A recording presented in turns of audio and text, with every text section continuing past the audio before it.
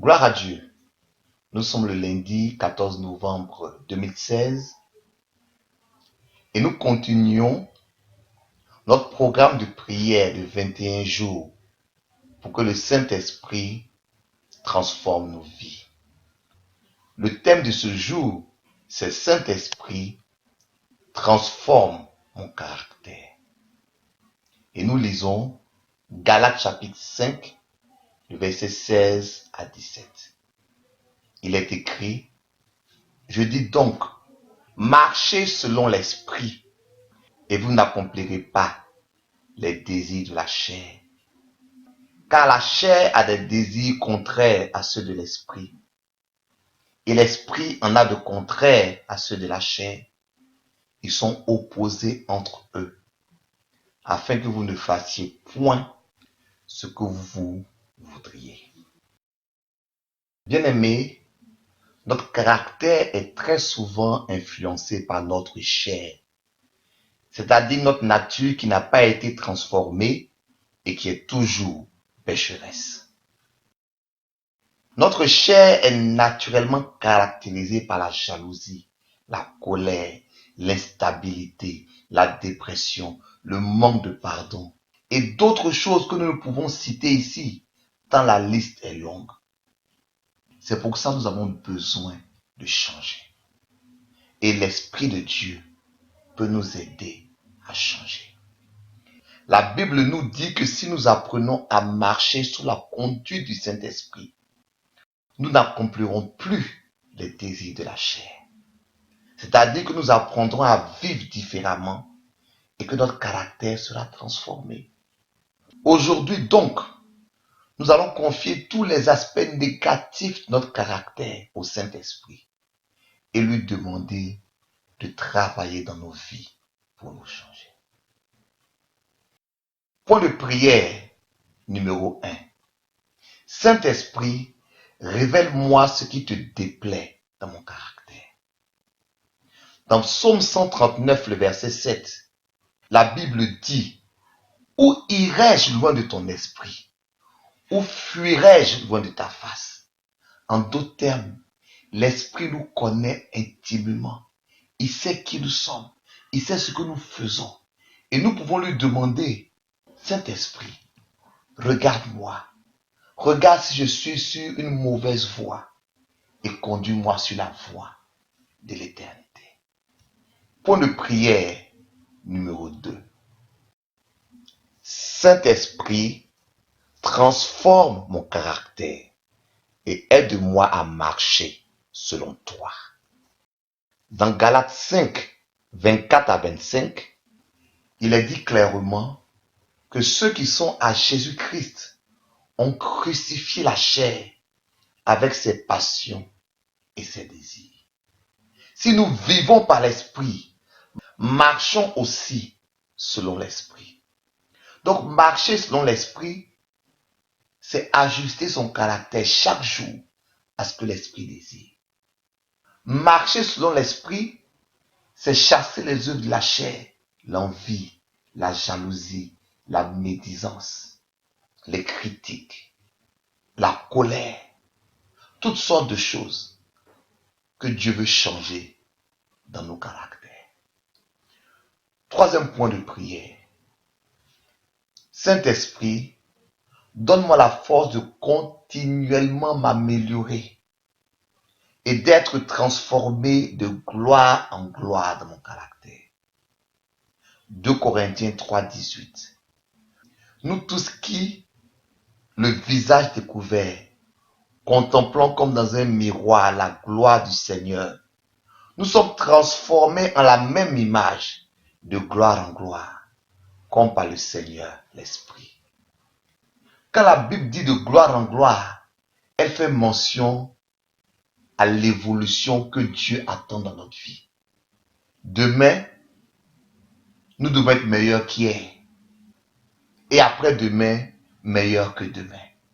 Chaque jour de notre vie chrétienne, nous devons nous améliorer dans notre caractère. Et l'Esprit de Dieu peut nous aider à y arriver.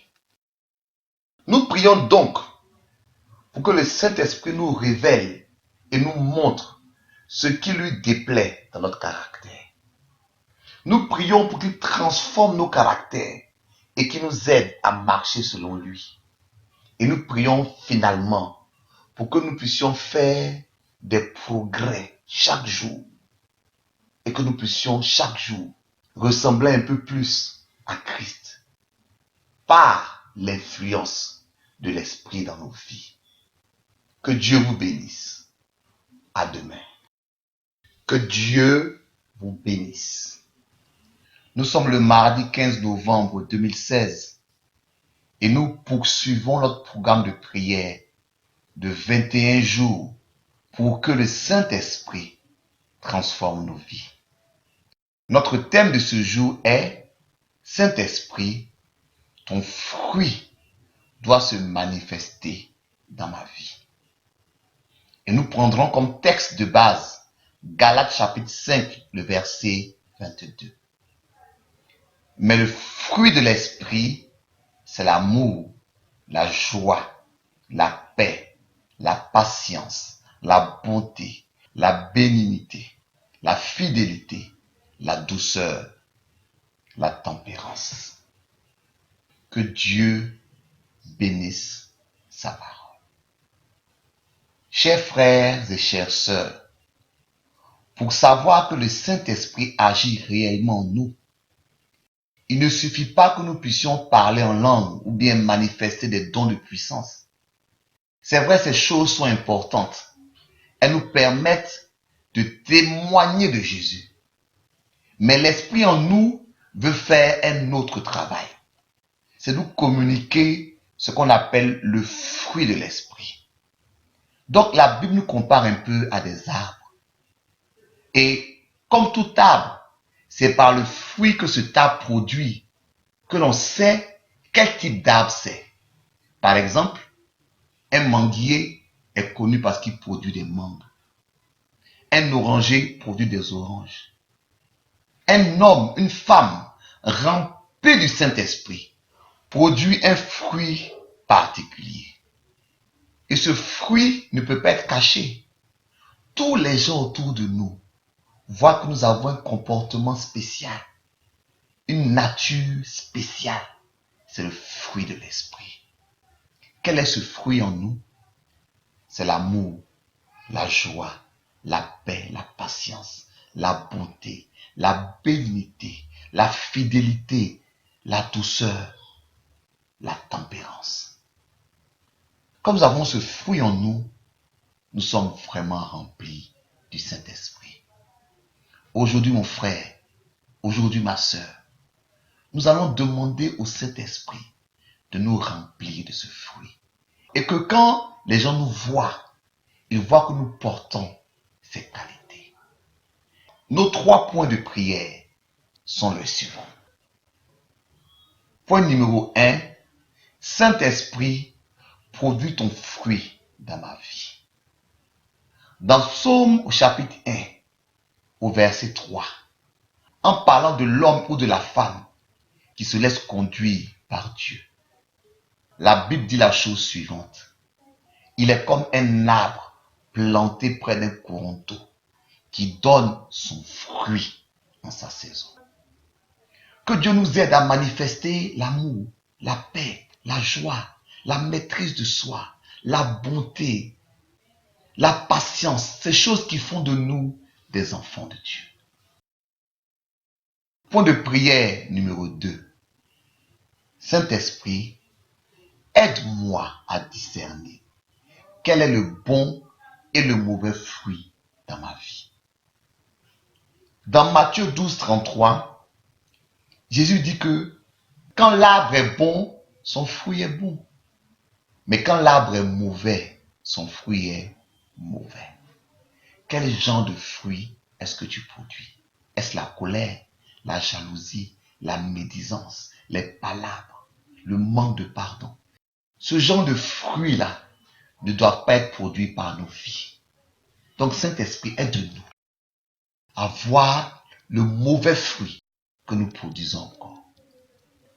Que le Saint-Esprit nous aide donc à laisser tomber le mauvais fruit et à produire le bon fruit. Troisième point de prière. Saint-Esprit, enlève le mauvais fruit dans ma vie. Dans Luc chapitre 3, le verset 9, il est dit que tout arbre qui ne porte pas de bons fruits sera coupé et jeté au feu. Ça fait peur. Si nous continuons à porter de mauvais fruits, Dieu va nous mettre à part. Il va nous exclure de sa bénédiction. Nous devons donc demander à Dieu, au Saint-Esprit, d'ôter le mauvais fruit de notre vie. Bien-aimés, nous prions donc pour que l'Esprit produise son fruit dans notre vie. Nous prions ensuite pour que l'Esprit nous aide à discerner le bon et le mauvais fruit. Et nous prions finalement pour que l'Esprit ôte le mauvais fruit, les mauvais comportements de nos vies. Que Dieu nous bénisse. À demain.